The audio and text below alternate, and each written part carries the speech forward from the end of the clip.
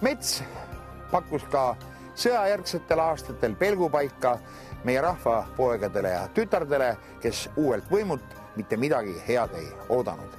Hiljem läks varjamine tasapisi üle relvastatud võitluseks. Sellest on meie järgmine lugu.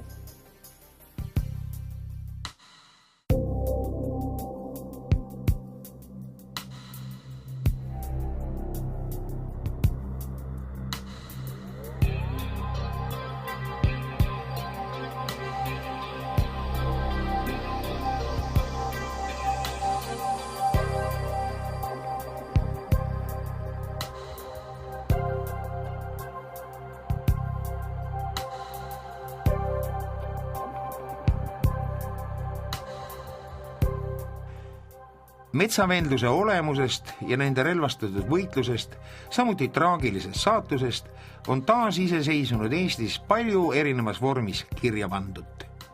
Tegemist oli stihiliselt puhkenud rahvaliikumisega, mis ennekõike väljendas leppimatust Eesti taasokupeerimise ja kommunistliku võimuga. Metsavendlus oli ikka relvastatud võitlus, aga mitte ainult. Nõukogude julgeolek ise oma dokumentides tegi väga selgelt vahet, kes olid bandiidid nende kõnepruugis, ehk siis need, kes relvaga käes võitlesid. Ja teised olid julgeoleku terminoloogia järgi illegaalid, kes ennast ainult varjasid. Aga põgenemine oli ainult üks vastupanu vorm. Kõige üldisemalt võib öelda, et see ei olnud kuidagi eraldi määratletud või määratletav inimkategooria. See oli osa Eesti ühiskonnast. Aga nii nagu kõikides partisanisõdades, nii ka Eestis oli täpselt sama olukord, et ainult väikene osa inimesi läks metsa ja hakkas seal võitlema, sest see oli ikka erakordselt raske, nii füüsiliselt kui ka vaimselt, rääkimata sellest, et niisugused inimesi iga hetk võis oodata surma.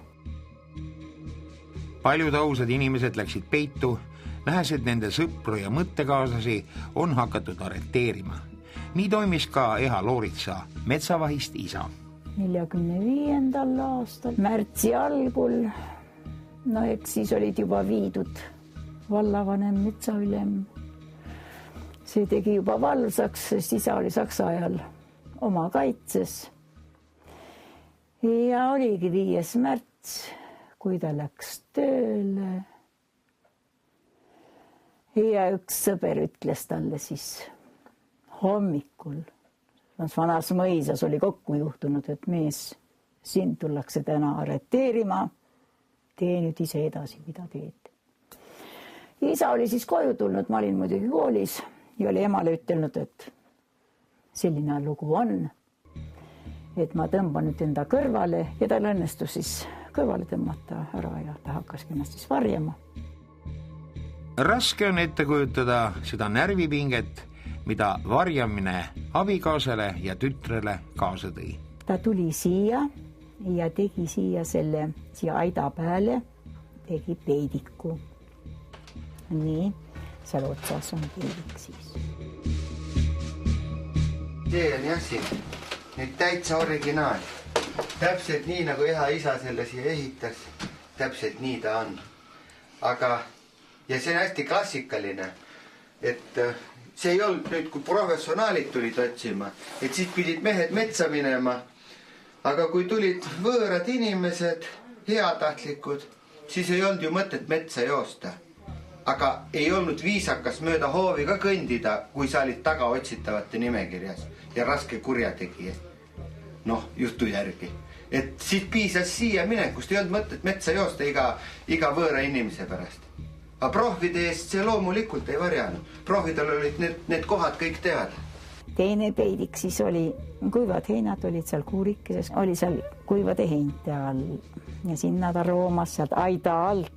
Ja 3. peidik oli siin köögipõranda all. Köögipõrand oli savikivist ja vaevas siia lihtsalt sügava sellise. Lihtsalt sellise, et sai lihtsalt seal olla, vajaduse korral nii, et kui seal istus või kuidagi, misuguses seisus ta seal oli selline väike. Aga sinna pandi, kas siis mingid panged või hiljem 46. sügisel kolisime ära siia. Panged või kartulikorvid või mis seal siis parajasti köögiträäni pääl oli.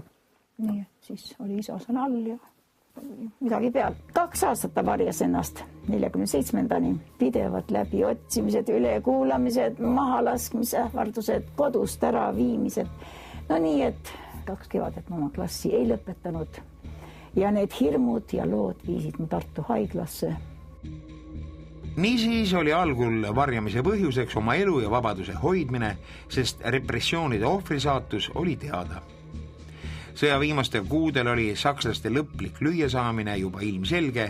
See toitis lootust, et lääneliitlaste survel taastatakse sõjaeelne olukord, seega Eesti iseseisvus. 1945. aasta kevadel, kui sõda lõppes, oli selge, et seda ei olnud toimunud ja lähemas tulevikus seda ka toimuma ei hakka. Samal ajal aga Nõukogude repressioonid aina süvenesid ja laienesid ning just siis läksid metsavennad üldiselt pealetungile, alustasid aktiivset võitlust.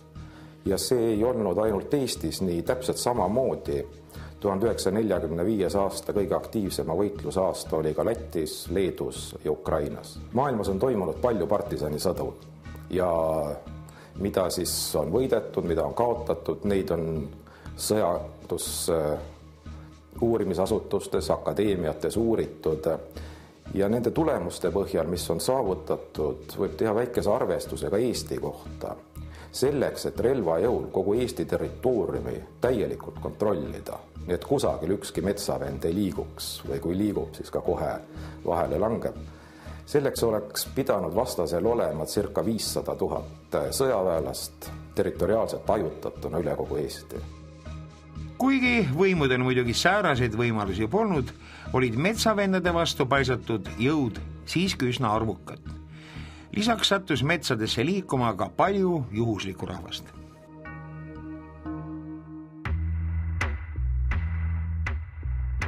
Korda mööda valvame platsi, hommikust õhtuni, päevast päeva.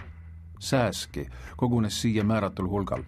Tundub, et elame sääse pesas. Nõeluvad mürgiselt, ei anna rahu kuskil. Oled tüdinenud tõrjumisest. Väljas olles on näokaitseks sääsevõrk ja käes kindad. Meie praegune asupaik on soises täiskasvanud metsas, kus mänd, kuusk ja kask esinevad võrdsel arvul. Kui ma oleks kirjanik või vaimuinimene, siis kirjutaksin lugusid endi elust olust, mis kogult vastaksid piibli ulatusele. Kahjuks ei ole mul selleks andi. Metsavendi paiknes kogu Eestis. Neid oli väga palju ka Virumaal ja kuigi Saaremaal näiteks oli vähem metsavendi kui nii mõneski teises maakonnas, siis nad seal jälle tegutsesid aktiivsemalt. Muidugi, kui me hakkame mingeid üldisi statistilisi arvestusi tegema, siis Võrumaal oli küll rohkem metsavendi kui mõnes teiseski maakonnas. Aga kui vaadata, kui palju elas Võrumaal tol ajal elanikke ja kui palju neist oli metsavendiga, siis see pilt väga erinev teistest Eesti maakondadest ei tule.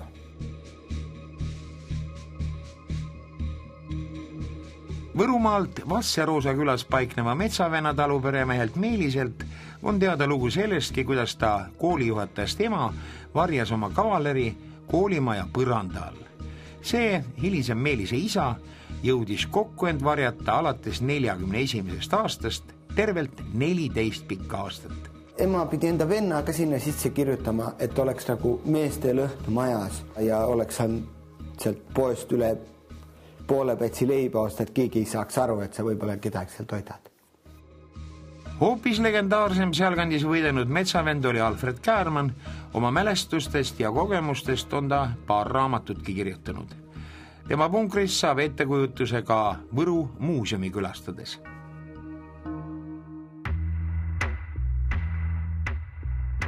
Esimeseks ja kõige rangemaks tingimuseks metsas varjumise puhul pidi olema täielik saladus. Mitte keegi peale nende, kes ise punkris elasid, ei tohtinud teada punkri asukohta. Isegi mitte seda metsaala või metskonda, kus punker asus. Siis oli selles punkris elamine kindlustatud senikaua, kuni keegi juhuslikult või metsavendi otsides punkri juurde sattus. Ja selleks, et keegi ei saaks märkamatult punkri juurest ära minna, pidi seal olema punkri elanike alaline valve. Mitte keegi ei tohtinud punkri asukohta teada. Ei metsavennad, kes seal ei elanud, ei pruut, naine ega isegi kõige usaldatavam inimene maailmas, ema. Sest tšekistid oskasid täiuslikult ka kõige kindlamaid inimesi rääkima panna. Ainult see inimene suudab piinamisele vastu panna, kes tõesti midagi ei tea. Nüüdseks on valdav osa kunagisi metsavendade laagri ja punkrite kohti kaardistatud ja paljudel juhtudel ka tähistatud. Monumentidega ongi selline viga, et kui paigutada üks monument metsavendade kunagise punkri asukohale, nende langemiskohale, siis harilikult see on kusagil metsas või võsas, natukese eemal ja kaugemal. Kuidas neid inimestele näidata, kuidas neid üles leida. Sellepärast ongi palju monumente ka paigutatud, mitte otseselt sellele kohale, mida nad mälestavad, vaid see koha lähedale kuhugi maantee äärde, kus ka möödasõitjad, turistid, kõik võivad neid näha ja leida. Rahvasuus on juba aastakümneid mitmete metsavendade hulljulged teod lausa legendideks saanud, kus olnu ja olematu ilusateks kangelasluudeks on vormitud. Laialt on räägitud rohelisest kindralist, pargasest ja muidugi hirmsast Antsust. Tema tegelik nimi oli Ants Kaljurand, sündinud Põhja-Saaremaal 1917. aastal, aga ta tuli juba varakult Pärnumaale talusulaseks, oli vaesest perest, tema on talt teada, tuli tööle sinna ja jäigi sinna Soontaga kanti kuni sõjani ja ka peale sõda, siis peale sõda algas tema metsavenna elu. Kõigepealt said nad teel kokku Ülo Kaaluga, oli siis tema esimene parem käsi metsavenna elus, sellega endine vallavanem Mihkel Soodla oli nende pundis kolmekesi ehitasid esimese siis punkri. Kõigepealt nad siis 45. aasta 1. maiks tõmbasid Soontaga vallamajale üles sinimustvalge lipu. See lipuvarda ümbrus olevat olnud, seal olid kiri, et see on mineeritud ja see ikka päris tükk aega üleval. Ja järgnevalt siis oli seal 2 niisugust vabastamisaktsiooni, mis nad tegid 45. aasta kevadel. Kõigepealt Ants Kaljuranna sümpaatia pruut arreteeriti, arvati, et on seoses metsavendadega ja viidi sinna Soontagana vallamajja, aga nemad siis Ülo Kaaluga läksid öösel ja vabastasid selle naise sealt ära. Ja mõni nädal hiljem oli siis NKVD viinud sinna vallamajja vahi alla pannud 3 kohalikku meest. Ja siis nad öösel läksid jällegi, võtsid kangi, lammutasid seina ära sellel arestikambril ja vabastasid need 3 meest sealt ära.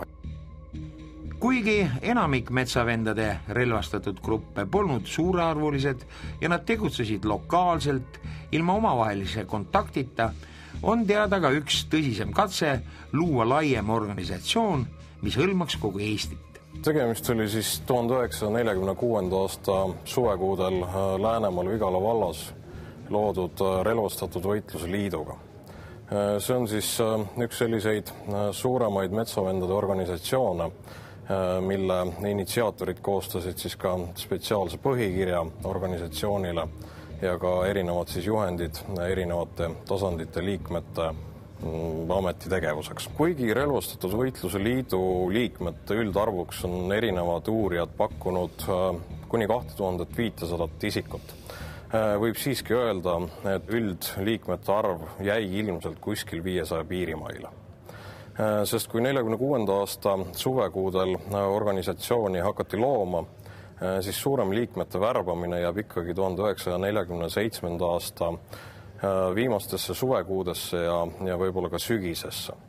Aga 31. detsembril 1947 oli siis RVL-il juba esimene suurem lahinguline kontakt julgeolekuga, milles hävitati siis nende esimene keskuse punker nimega Põrgupõhja. Julgeolek sai võib-olla täpsema haisunimna RVL-i olemusest kuskil 1947. aastal. Ajapikku suutsid nad tabada ja arreteerida selliseid inimesi, kes olid organisatsiooni olemusest üpris hästi teadlikud. Ja nendelt siis ülekuulamistel selgunud materjalide põhjal suutsid nad organisatsiooni struktuuri tegelikult 47. aasta lõpuks ja 48. aasta alguses üpris hästi rekonstrueerida.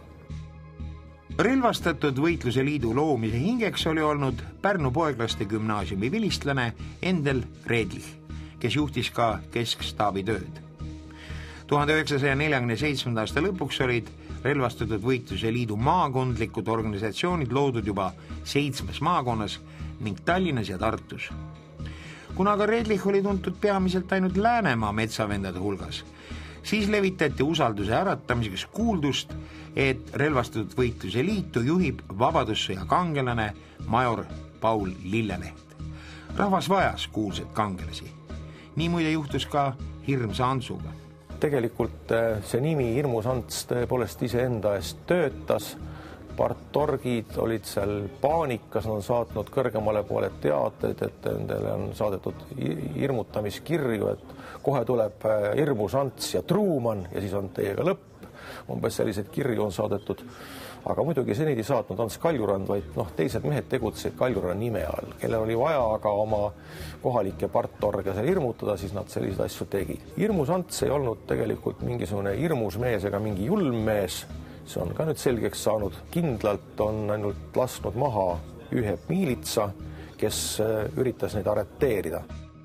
Metsavennad said ka ise aru enda olukorra harukordsusest ja haprusest. Et fikseerida eluolu metsades ja jäädvustada kaaslasi, kellele iga järgmine päev võis jääda elus viimaseks, selleks on metsavennad oma jõudehetki ka ise fikseerinud.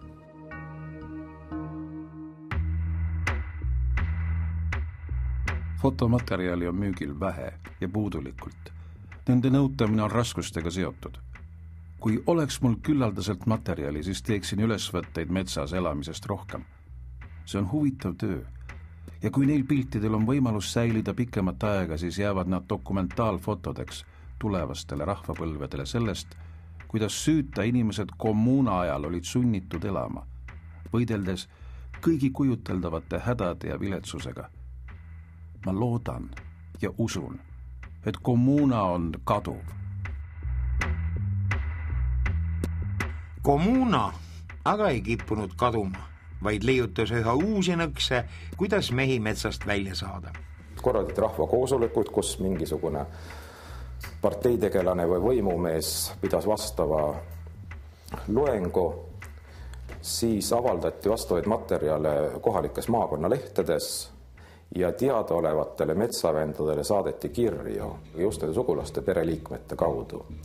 Ja legaliseerimine tähendas sisuliselt seda, et metsavend pidi välja tulema, andma oma relvad ära, tunnistama oma kuritegusid ehk kõik kokku võetud, ta pidi alla andma. Sellisel juhul lubati talle, et antakse talle dokumendid ja ta saab legaalselt elama hakata. Ega Nõukogude võimu eesmärk ei olnud metsavendi eelkõige kätte saada ja kas vangi saata või maha lasta.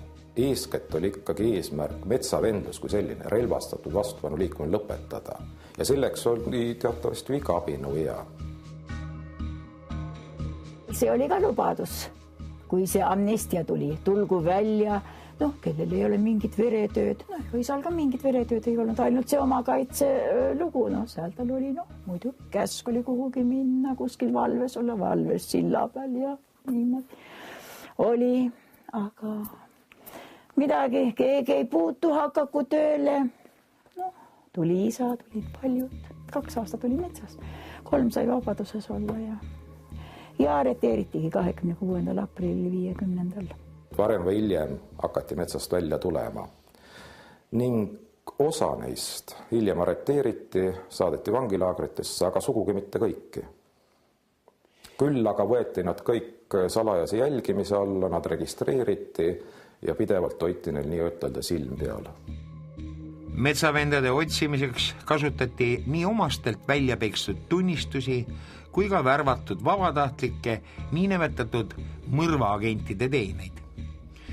Mõeldi välja varjatud signaliseerimise mooduseid ja jagati hirmu abil värvatud agentidele uimastavad aineid, mida metsavendadele sokutada. Neptun oli tugevatoimeline koheselt mõjuv unerohi, mis olid erinevad variandid välja töötatud kasutamiseks kas viina sees või õlle sees või võileiva vahele.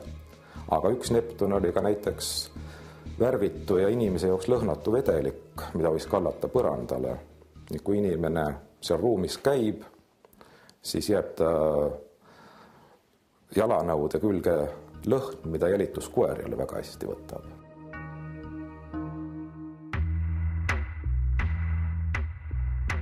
Oma kogemuse põhjal võin öelda, et kasutatud mürk halvab silmapilkselt mõtlemisvõime.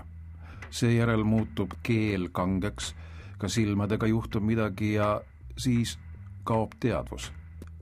Koos sellega ka valutunne, sest mul oli kirsavoiga lõua alla löödud, jalad alla tulega ära kõrvetatud, kunagi amputeeritud käe kont verine ja ma ei järganud. Mind äratati Lätimaal Ape linna NKVD majas vastumürgi süstimisega.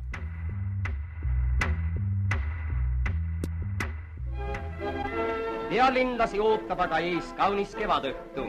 Ootab ees päeva puhkeosa.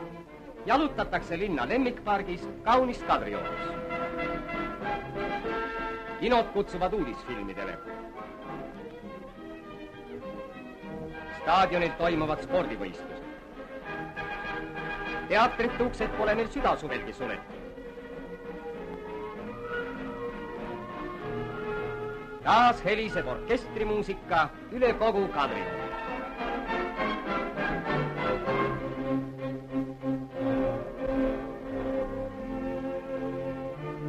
Läheneb lõpule kevadpäev Nõukogude Eestis. Päev täis tööd ja tegevust, ehitamist, edasirükkimist, nooruse õnne. Päike on loojunud. Homme särata veel kaunimini. Tuleb taas uus ja hele kevadpäev meie Nõukogude kodumaa.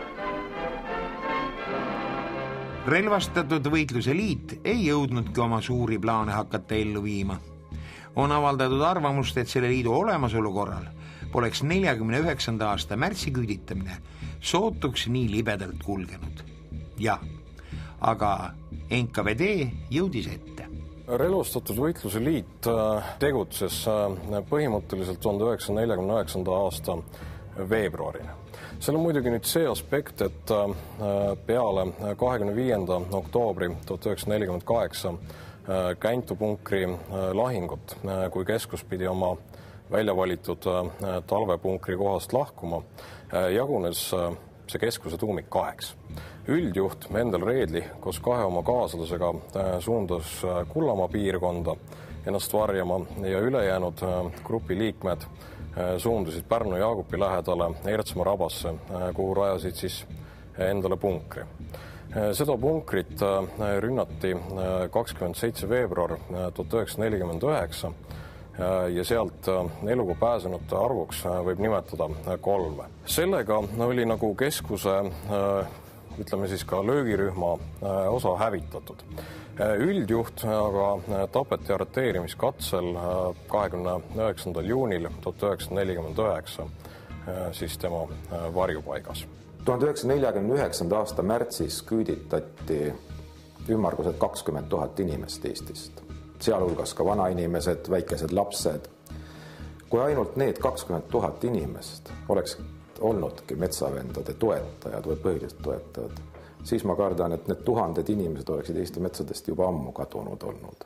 Et kindlasti toetus jätkus metsavendadele ka hiljem, aga oli vähem seda, millega toetada ja hirm oli suurem kui enne massiküüditamist.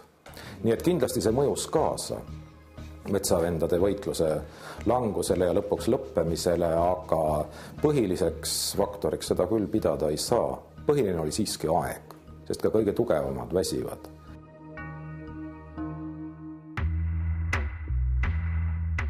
Jalas on 4 haava, 2 kriimustust. 1 kuul on jäänud jalga peatuma ülespoole põlve, 5 kuuli läbis ainult riideid. Mind tabas kokku 12 kuuli. Olin oma selleaegsest asukohast 50 kilomeetrit eemal. Seda maad käisin 36 tundi sidumata haavadega, katki lastud saapaga. 5 korda eksisin tundmatuis metsades. Minu kaaslane jäi kadunuks. Seni puuduvad temast andmed. Võimalik, et ta surma sai. Metsavendade võitlust on nimetatud ka unustatud sõjaks. Päris nii see muidugi pole ja pole ka kunagi olnud. Nõukogude ajal leinati taga neid punaaktiviste ja uue elu funktsionääre, kes jäid metsavendade kuulide ette ja põlastati loomulikult vastaseid. Tänapäev on aidanud täita lünka just metsavendluse enda osas. Ja lõppude lõpuks on selle kohta öelnud oma sõna ka tänase Eesti Vabariigi kõrgeim kohtuvõim. Kui kõige üldisemalt vaadata, mis asi see metsavendlus siis oli? Selle kohta võib muidugi öelda, et see oli vastupanuliikumine otseselt sõjandusliku terminiga. See oli relvastatud vastupanuliikumine. Eestis see oli stiihiline rahvaliikumine, mida mitte keegi kusagilt ei juhtinud, organiseerinud ega toetanud otseselt. Aga tänapäeval õigusriigis elades tõenäoliselt kõige tähtsam või üks tähtsamaid oleks siis juriidiline hinnang. Ja selle meil Eesti Vabariigi Riigikohus on andnud. Ma tsiteerin: metsavendlus ja enesevarjamine oli võitlus Eesti Vabariigi iseseisvuse eest ja Eesti rahvale tehtud ülekohtu vastu. See on Riigikohtu määratlus. Metsavendlusel Eestis on palju lugusid, on palju peatükki ja lehekülgi, millest ilmselt kõiki me kunagi teada ei saa. Kuid on üks lehekülg, mis on päris põhjalikult läbi uuritud ja see on Eesti koolinoorte vastupanu nendel aastatel. Sellest räägime hiljem.